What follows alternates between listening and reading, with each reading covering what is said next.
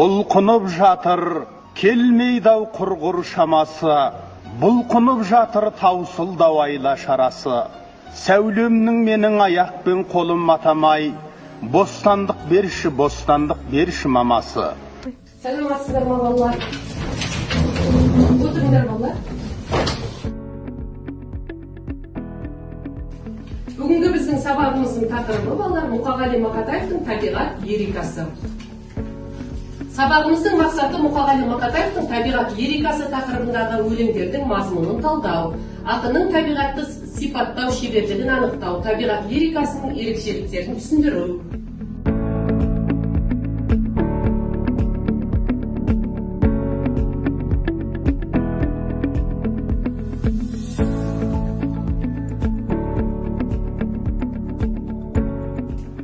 Мұқағали Мақатаевтың барлығымыз мектептен оқып келе жатырмыз, барлығымыз көптеген оның шығармаларын жатқа білесіздер, иә? Сондықтан да Мұқағали Мақатаевтың кез келген бір өлеңін еске түсірейікші. Кім айтады? Ал Сымбат айтады. Мақатаев үш бақтым. Ең бірінші бақытым халқым менің, соған берем ойымның алтын кенін. Ол бар болса, мен бармын, қор болмаймын, қымбатырақ алтыннан нарқын менің. Ал екінші бақытым тілім менің, тас жүректі тілімнен тілімдедім. Кей-кейде дүниеден түңілсем де, қасиетті тілімнен тілімдедім. Бақытым бар үшінші отан деген, Құдай деген кім десе отан дерем. Оты сөнген жалғанда жан барсың ба, ойланбай-ақ келдағы отал менен.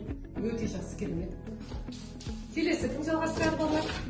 Әй, табиғат, жіберсің-ау, жіберсің. Көрмегенді көрсетерсің, берерсің. Олан ғайыр байлығыңа міс етпей, ашкөзденген адамдарға не дерсің? Айың анау, күнің мынау, жер міне. Ау, адамдар жетпей жатыр елдіне. Табиғатқа таласпаңдар ағайын, асырайды ол сені, мені, елді де. Өте жақсы, керемет. Махинур, келесі жалғастырамыз. Ғашықпын, шын ғашықпын сол адамға, мен болмасам болмайын сол аман ба? О тәңірім, неткен жан қайрылмайтын, жүрегі еттен әлде қол адам ба?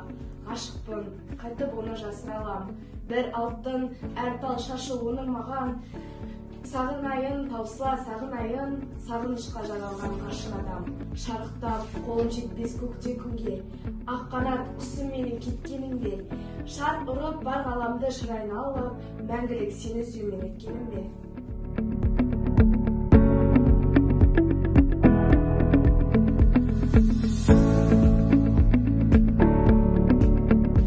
Ал балалар, барлығымыз назарымызды тақтаға бұрамыз, сабағымызды пысықтау мақсатында осы сұрақтарға жауап береміз. Мұқағали Мақатаев қай жылы дүниеге келген? Кім жауап береді? Мұқағали Мақатаев 1931 жылы Алматы облысы Рабик ауданы Қарасай ауылында дүниеге келген. Өте жақсы.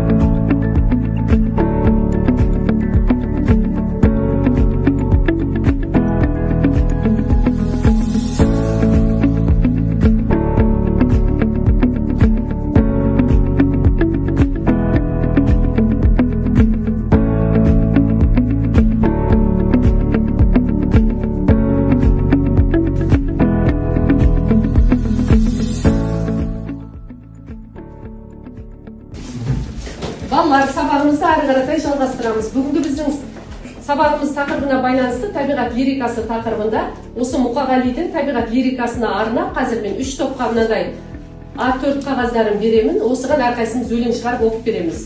10 минут уақыт береміз сіздерге, жарай ма?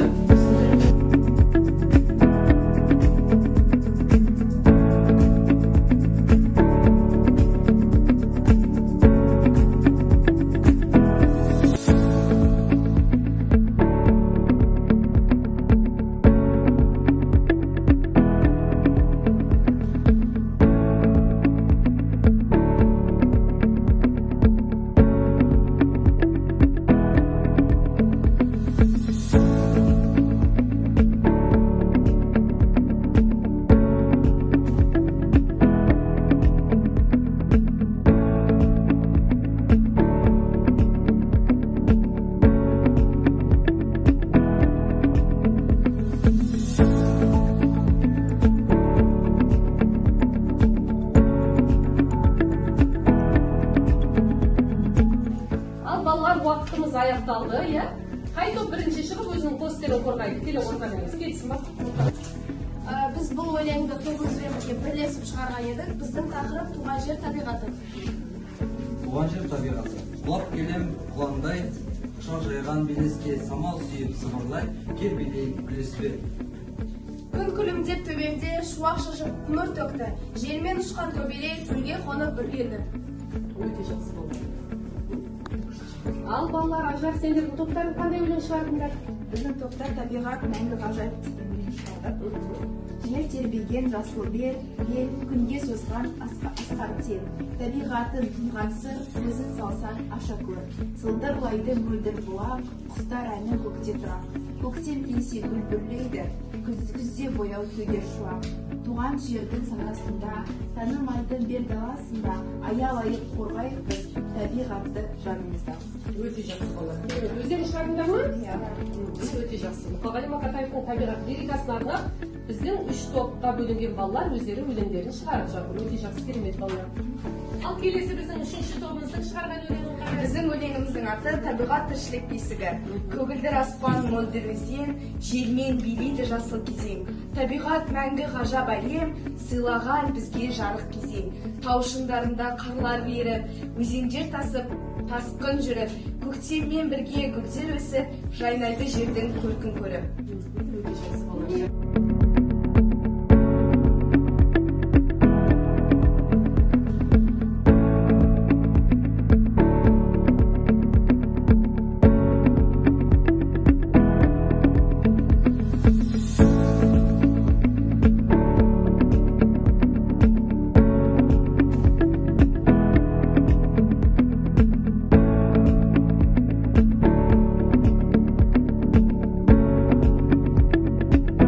Барлығымыз назарымызды тақтаға бұрамыз. Қазір Мұқағали Мақатаевтың табиғат лирикасы тақырыбындағы бір видеоны тыңдаймыз.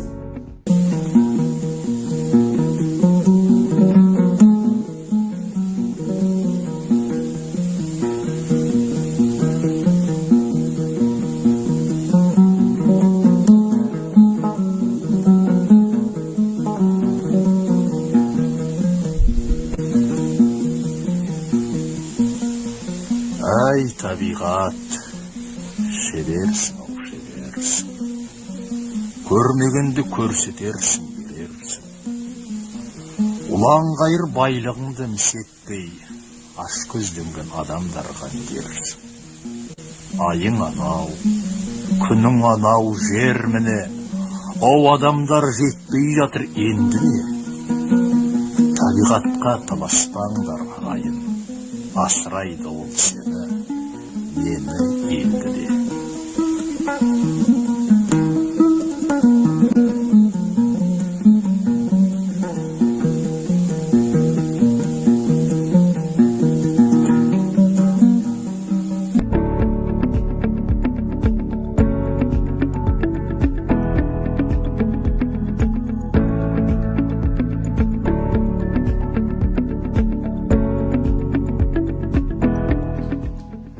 Балалар, бүгінгі сабағымызды қорытындай келе, барлықтарымыз қолымызға ұялы телефонымызды аламыз да, телефондарыңызға мына кодты бересіздер. Содан кейін осы жерде сұрақтар шығады бүгінгі тақырыбымызға байланысты. Сол сұрақтарға кім тез жауап береді? Көреміз балалар, жылдамырақ, жақсы ма? Кодты жазамыз.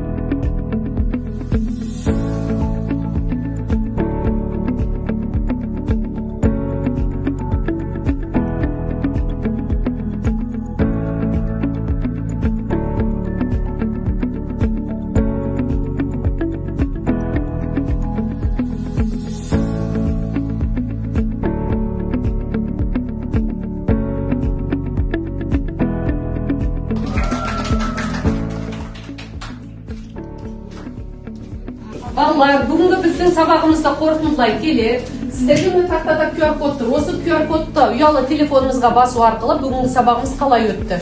Түсінікті ма, түсініксіз ба, сабақ ұнады ма, ұнамады ма, осыған өзіміздің пікірлерімізді қалдырамыз.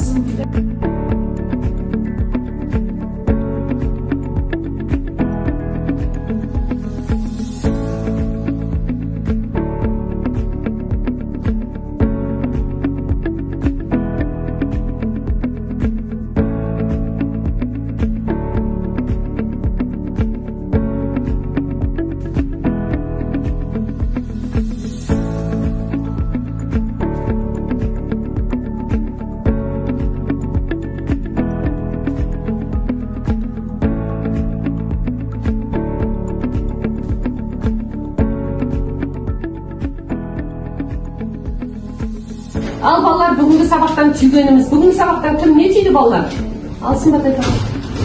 Мен бүгінгі сабақта мұғалім Мақатаев туралы білмейтін деректерді түсініп біліп алдым. Өте жақсы. Бүгінгі сабақта мұғалім Мақатаевтың шығармалары жайлы терең ақпарат алдым. Бүгінгі сабақ маған өте түсінікті және қызықты болды. Бүгін мұғалім Мақатаевтың өмірбаяны және шығармашылығы туралы көбірек білдік. Ал балалар, онда дәптерімізді ашып, үй жұмысын жазып алайық. Үй жұмыс Ақтұла Юктағада деген поэмасын беремін. Мұғалім Мақатаевтың Ақтұла Юктағада поэмасын беремін. Үй жұмысы Ақтұла Юктағада.